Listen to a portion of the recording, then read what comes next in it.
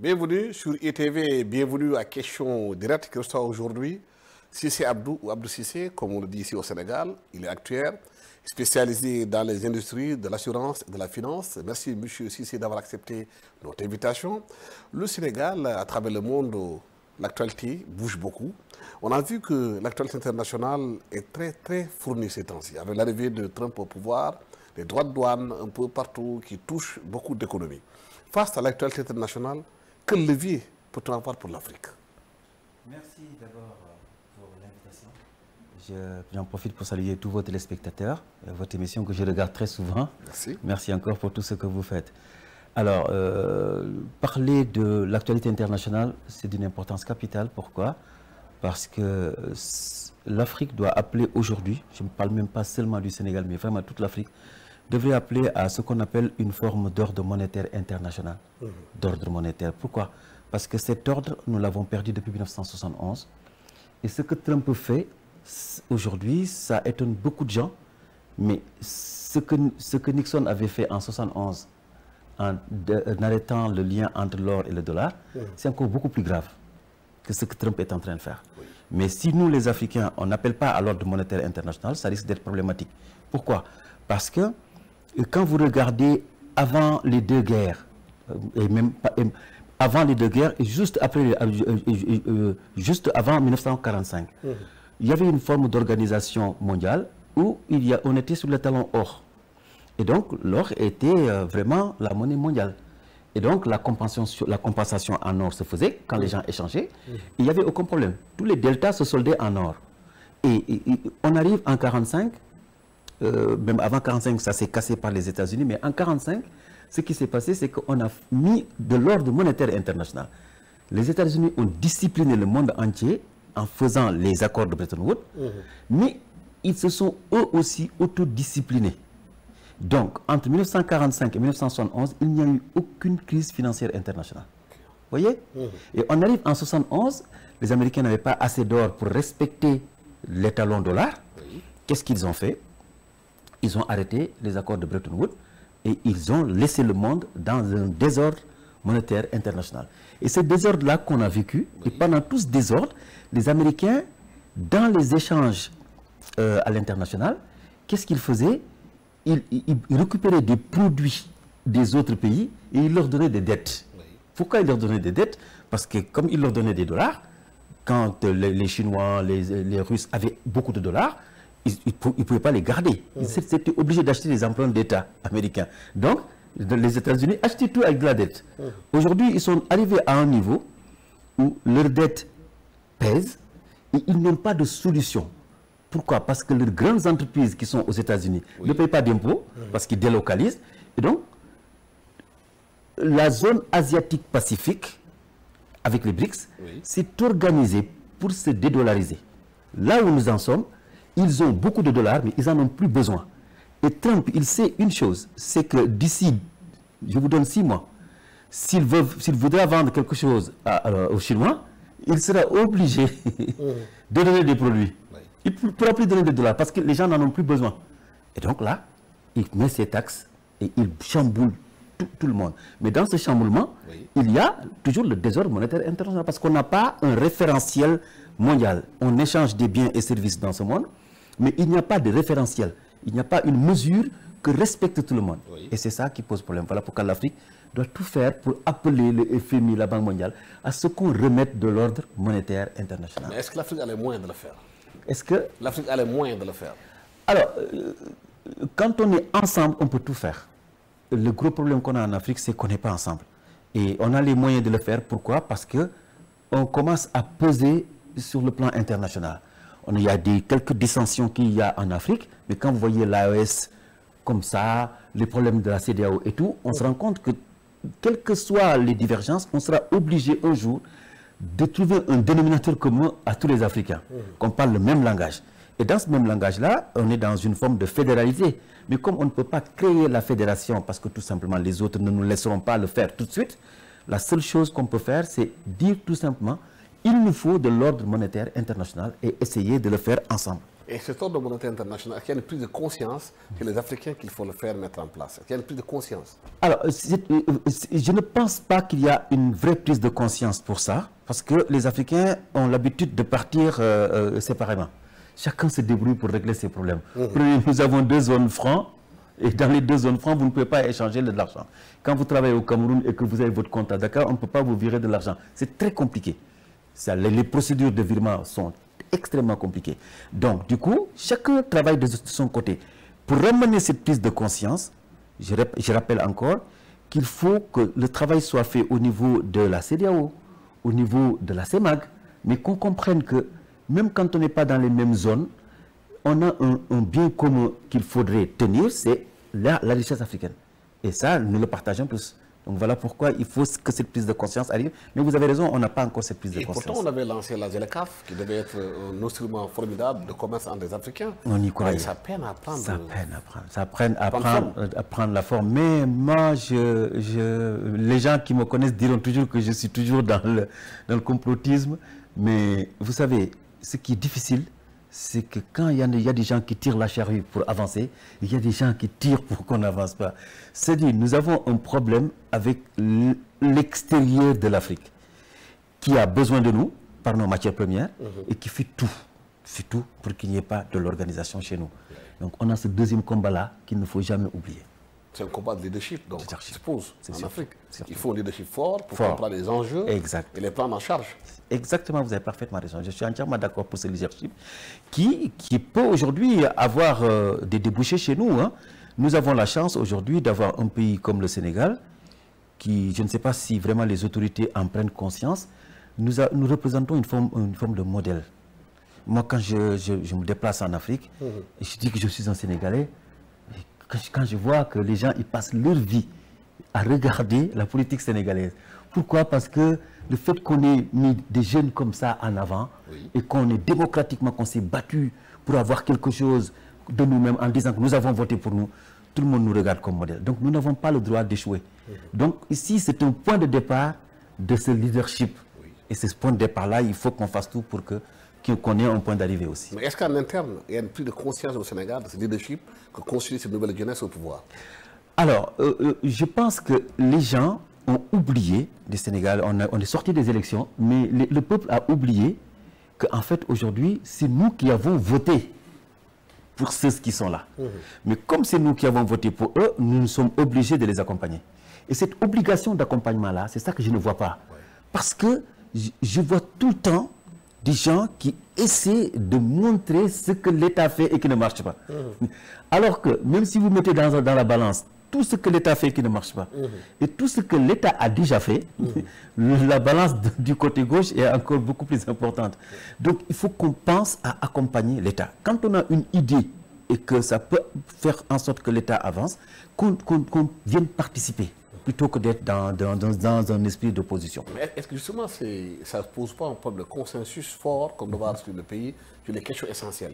Aujourd'hui, le Sénégal traverse des problèmes difficiles sur le plan économique, financier, et on a l'impression qu'on n'a pas de consensus sur les grandes lignes sur quoi faire du pays. Et pourtant, si on regarde bien nos guides religieux, nous montrent l'exemple tous les jours. Exact. Excellente question. Vous savez, j'ai entendu que le 28 mai, nous allons avoir un dialogue politique. Alors, la politique vient après. Le pays a 2 problèmes. Du résumé que vous venez de faire, le pays a 2 problèmes. Un problème social, un problème économique. Donc, le vrai problème du pays, il est socio-économique. Or, le dialogue économique, il a déjà commencé, parce qu'on a fait le plan Sénégal 2050. C'est le dialogue social qui a eu lieu N fois, au temps de Abdoulaye Wade, au temps de Macky Sall. On a fait des dialogues, mais on n'a jamais signé le contrat social. Donc aujourd'hui, ce que je pense qu'il faut qu'on fasse, comme nous avons des guides religieux qui animent tout, qui sont capables de drainer des masses, qui sont capables de donner des ordres, on doit appeler ces guides, l'État vient, on appelle tout le secteur, les médecins, les assureurs, les banquiers, les industriels, tout le monde, on signe un contrat social. On dit à partir d'aujourd'hui, on a décidé de faire en sorte que le Sénégal s'occupe de tout enfant qui est sénégalais. Mais ça, c'est le travail des actuaires. Hein? Mais en fait, on va faire donc un grand projet de protection sociale. Oui. Et faire de la protection sociale, le métier qui régit la protection sociale, c'est l'actuariat des engagements sociaux. Comme la France l'a réussi. Comme la France l'a réussi. Et il faut bien parler de la France quand ça marche. Oui. Nous avons beaucoup de problèmes avec la France, mais il y a des choses qui marchent à la France. En France, en 1945, quand ils sont sortis de la guerre, ils ont dit qu'ils vont créer le dénominateur commun, c'est le régime de sécurité sociale. Or, le régime de sécurité sociale contient beaucoup de branches, et donc ils ont fait en sorte que tous les Français participent à ça. Et ils en sont arrivés à un niveau de protection sociale aujourd'hui que le monde entier leur envie. Nous supposons qu'on signe ce contrat social et qu'on crée une chose. On dit on va créer la mutuelle nationale du Sénégal. Et vous allez me dire, mais une mutuelle, des mutuelles, on en a partout. Oui, oui. En fait, on a beaucoup de mutuelles, mais on n'a pas de dénominateur commun. On n'a pas une mutuelle nationale où les Sénégalais, où on n'a même pas besoin d'aller vous appeler pour vous dire que vous faites partie de la mutuelle. Vous êtes Sénégalais, on vous a répertorié, vous êtes dans la mutuelle. De facto. Facto. On crée cette mutuelle et cette mutuelle va être ce qu'on appelle un régime général de protection sociale. Oui. Mais on ne touche pas aujourd'hui à la protection sociale des travailleurs, tel que c'est régi au niveau de l'IPES, du FNR, au niveau de la Caisse de sécurité sociale. On les laisse continuer. Mais on crée derrière une grosse mutuelle sénégalaise, nationale, et on va doter cette mutuelle d'une entité financière, une forme de mésofinance qui travaille avec. Nous avons tous un seul dénominateur commun, c'est le téléphone. Oui, absolument. Il n'y a que le téléphone qu'on partage. Oui. Orange l'utilise pour faire ce qu'il veut. D'accord? Nous avons une population active de 12 millions de personnes. 12 millions. Oui. Qui génèrent tous 25 000 francs par mois. Quelle que soit leur activité. Tu leur prends, de par leur téléphone, par force, 1000 francs. Tu as 12 millions de personnes qui te donnent 1000 francs par mois. Tu as 12 milliards par mois. 12 milliards par mois. Et donc, je n'ai pas compté ceux qui ont de grosses activités qui peuvent continuer. Un peu plus. 12 milliards par mois, si tu passes à 10 mois, tu as 120 milliards. Donc, si tu passes l'année, tu as atteint presque 160-170 milliards. Or, si tu l'as dans le socle de la mutuelle, une compagnie d'assurance qui reçoit 170 milliards de primes annuelles ne peut pas tomber en faillite si elle est gérée correctement dans les règles de l'art de l'assurance sociale. Parce que ce qu'on confond au Sénégal, c'est la différence entre l'assurance sociale et l'assurance privée. Quand vous voulez assurer votre voiture, vous allez voir Sonam ou Askia, etc. pour vous assurer. Mais ça, c'est de l'assurance privée. C'est des compagnies privées qui font de l'assurance, un pour gagner de l'argent, deux aussi pour participer à la protection. Mais l'assurance sociale, c'est régi par l'État.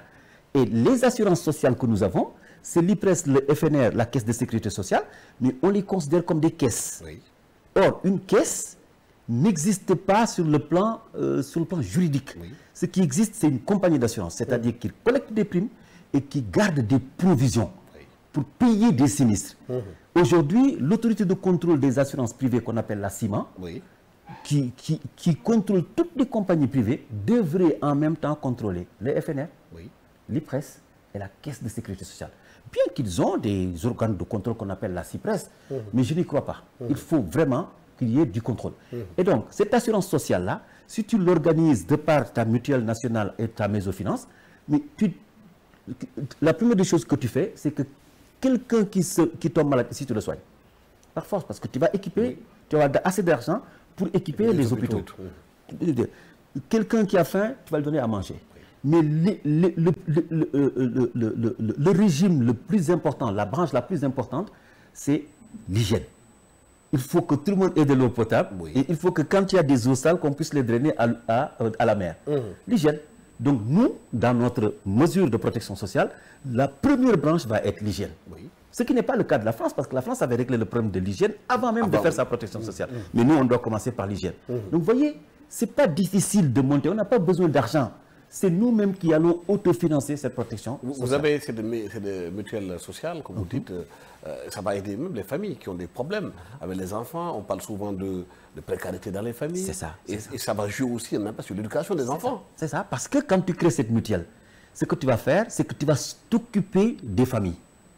Et quand tu t'occupes des familles, cette mutuelle peut même aller jusqu'à donner des bourses sociales à tous ceux qui sont démunis. Mais il suffira juste de repenser le financement et de l'organiser dans le temps. Mais on peut aller jusqu'à donner à toute famille une bourse sociale. Et quand tu t'occupes des familles, tu t'occupes des enfants. Oui. Quand tu t'occupes des enfants, tu es dans un plan Sénégal éducation. Absolument. Tout à fait. Plan Sénégal éducation. Oui. Et c'est ça qu'il nous faut. Je peux même dire qu'on devrait aller jusqu'à remettre enfin remettre parce qu'on ne l'a jamais mis. Oui. C'est dans la Constitution que le service militaire est obligatoire. Il faut le mettre. Il faut faire ça. Oui, il faut faire ça. C'est important. C'est très important. Et là, c'est un socle familial qui peut venir vraiment participer au développement. Mais aujourd'hui, face aux urgences, quelles solutions factuelles face à l'urgence socio-économique du pays? Alors, on a vraiment de l'urgence socio-économique et il faut apporter des solutions factuelles. Pour cela, il n'y a aucun pays au monde qui s'est développé en empruntant de l'argent. J'en connais pas. Aucun pays n'a réglé son problème en empruntant avec des eurobonds. FMI, Banque mondiale et autres. Il n'y a pas. Okay. Tous les pays du monde se sont construits en travaillant avec leur banque centrale. L'exemple de la France est un exemple patent. En dehors du plan Marshall qui n'était absolument rien par rapport au fait que chaque fois que la France avait un projet, la France appelait la banque centrale et la banque centrale finançait. C'est comme ça qu'on a construit SNCF, Airbus, les grandes entreprises, tout ça, c'est comme ça qu'on les a construits. Il faut une banque centrale. Voilà. Maintenant, nous les Africains, il faut qu'on se réveille. On doit refuser une chose. Que des gens disent que tout ce que nous devons faire, nous devons emprunter parce que depuis 1971, l'oligarchie financière a empêché, a dit aux États, vous ne pouvez plus emprunter à vos banques centrales, mais vous empruntez au marché financier. Mais ça, entre 2008 et maintenant, l'Occident a complètement failli à ça. Oui. Parce que en 2008 et maintenant, tout l'Occident fabrique de l'argent. Quand ils ont besoin d'argent, ils vont vendre leur banque centrale. Je prends un exemple. Quand la France a des dettes et que la France n'arrive pas à les payer, c'est la BCE qui rachète les dettes. Donc, il faut que notre banque centrale aujourd'hui arrête de penser que ces formes de quantitative easing, ces formes que c'est de la planche à billets. C'est pas de la planche à billets. Les gens le font, tout le monde le fait. Donc il y a un changement profond. Mais il y a un changement profond. Le paradigme de la banque centrale qui est là. Donc, la banque centrale doit comprendre que l'heure est arrivée de participer au développement. Oui. On ne peut plus continuer à avoir une banque centrale qui gère la monnaie. Ce n'est pas possible. Et la banque centrale, ce qu'elle devrait faire aujourd'hui, c'est regarder dans la zone, par exemple, franc CFA et UEMOA, tout le principal des dettes de tous les pays. D'accord? Oui. On loge ce principal-là à la banque centrale. Et donc, comme dans ce principal, il y a de l'argent qu'on doit à des gens qui sont à l'étranger, on a un accord de coopération avec la France, on transforme en devise pour payer. Mais nous, quand on a des recettes annuelles, on paye les intérêts. Oui. Et donc, comme on ne paye que les intérêts, dans le budget, on a assez d'argent pour pouvoir vivre. Maintenant, le fait de loger le principal à la Banque centrale, on ne peut pas nous l'interdire parce que la France le fait. Oui. Le Portugal le fait. Les États-Unis le font. Mais on ne peut pas nous le refuser. Oui. Surtout que la France et la Banque mondiale nous doivent, et le FMI, nous doivent de l'argent sur le fait d'avoir fait des ajustements structurels et sur le fait d'avoir dévalué le franc CFA. J'ai fait un calcul pour dire au total combien ils nous doivent. Vous nous devez de l'argent, vous ne pouvez pas nous payer. On va loger nos dettes dans notre banque centrale, vous laissez notre banque centrale gérer ça, et nous, on fonctionne correctement. Mais ça demande encore là, une compréhension au niveau de nos chefs d'État, de nos dirigeants, de ces enjeux-là. Ça demande aussi un consensus sur des questions importantes pour le développement de l'Afrique. C'est ça. C'est là-bas le gros du problème. Ah, c'est ça, le gros du problème. C'est parce que on n'est pas unis. Mais les efforts peuvent commencer à être réalisés au niveau au moins de l'UEMOA. Au niveau de l'UEMOA, je pense que, vu comment on est régi, on a la même banque centrale, ça, on peut le faire. Bon, maintenant, vous voyez, M. Lo avait dit que la banque centrale était en train de modifier, de changer pour que le CFA soit un outil de développement. Attendons ce qui va sortir. Mais c'est ce que la banque centrale doit faire. Oui, mais ça, on le dit depuis plusieurs années. Depuis le temps. Il ne se pose pas. Est-ce qu'il y a une volonté politique de le faire? Ah, mais il faut que les politiques aussi poussent. Je pense que aussi les politiques avaient promis de sortir du CFA. On ne va pas leur imposer de sortir du CFA, mais on leur dit il faut utiliser le CFA comme un levier monétaire. D'autant plus que pendant la fête de l'indépendance, monsieur le président de la République l'a dit. Il a dit il y a 3 façons de financer un État, soit c'est les recettes, soit c'est l'emprunt, soit c'est par la monnaie. C'est ce 3e financement-là que nous devons nous imposer. Oui, mais on le dit beaucoup, mais on ne le fait pas. Mais on ne le fait pas. Le gros problème dans nos pays, c'est qu'il y a beaucoup de discours, mais avec la matérialisation de ces discours-là, c'est les actions qui posent problème. Mais les actions, c'est important les actions. Pourquoi? Parce que, vous avez bien fait de le dire, aujourd'hui, ce qui nous manque en Afrique, c'est d'avoir des clans qui réfléchissent pour les États, mais dans une réflexion stratégique. Aujourd'hui, le Sénégal a un problème qu'on peut résoudre facilement. Nous ne maîtrisons pas notre système bancaire. Oui. Parce que les banques ne nous appartiennent pas, les profits sortent. Nous ne maîtrisons pas le marché assurance. La plupart des compagnies ne nous appartiennent pas. Étrangères. Et l'État doit comprendre que si lui-même ne vient pas dans le marché des assurances, c'est dangereux. Parce qu'il y a beaucoup de choses qui l'échappent. Maintenant, on voit maintenant notre marché assurance a commencé à faire beaucoup de progrès.